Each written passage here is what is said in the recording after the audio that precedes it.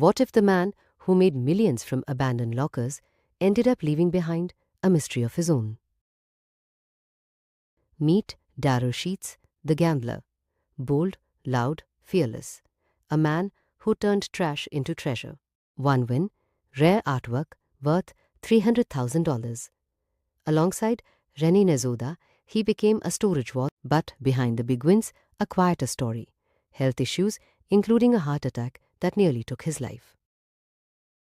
Reports confirm Darrell Sheets passed away at 67, found at his home in Lake Havasu City.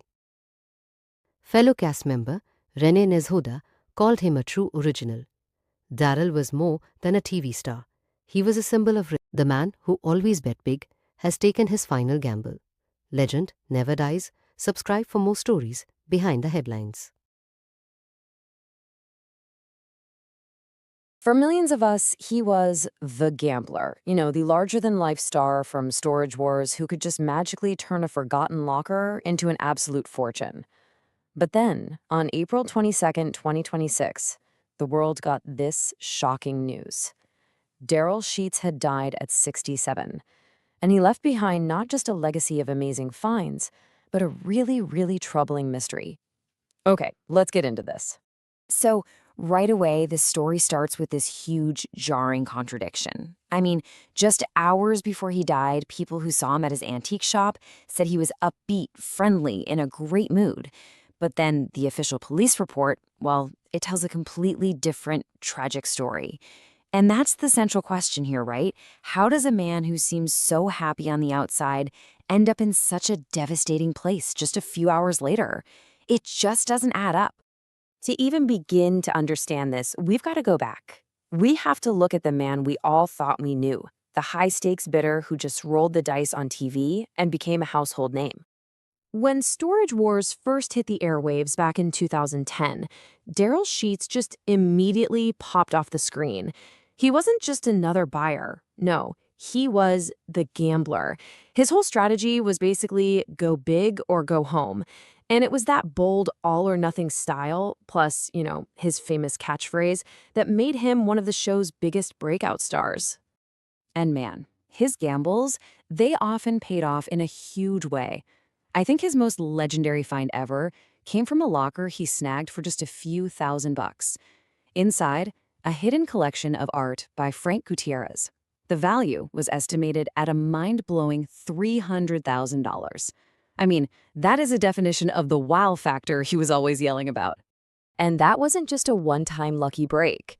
Darrell had been in the storage auction game for decades, both on and off the camera, and he built a serious fortune.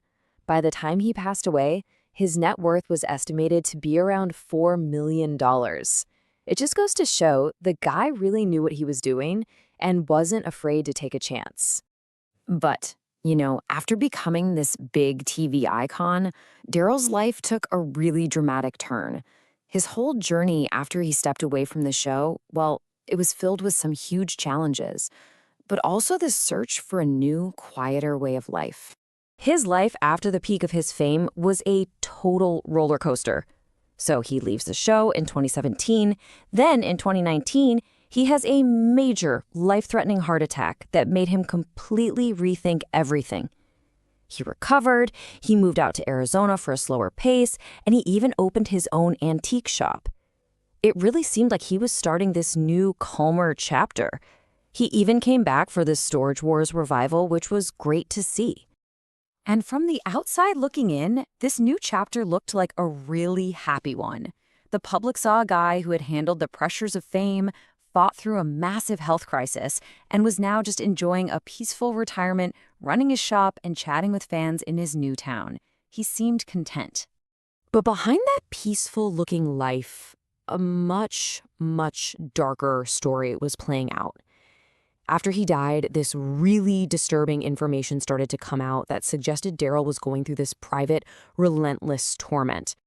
A really big piece of this puzzle comes from his old Storage Wars co-star, Rennie Nezoda. In a tribute video, you could tell Renee was just heartbroken. And he claimed that in his final months, Darrell was being relentlessly tormented by a cyberbully. He actually urged the police to look into it. And listen, this wasn't just a rumor from a co-star. On March 11th, 2026, just a little over a month before he died, Darrell went on social media himself. He posted about an alleged stalker who he said had been harassing him for 3 years and was even using his name to scam money out of people. He was trying to fight this battle out in the open. And all of this, it brings us right to the heart of this whole tragic story. This massive, unbelievable gap between the public person we all saw on our TVs and the private reality he was actually living through. I mean, when you lay it all out like this, it's almost impossible to make these different identities fit together.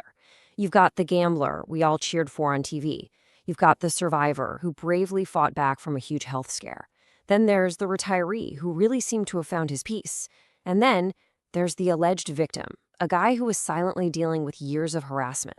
And that leaves us with this final, really critical question. The story of Darrell Sheets, it isn't just about a TV star.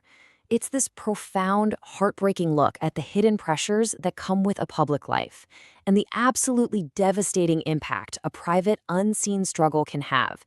What happens when the person on the screen just can't mask the pain that's being felt off screen?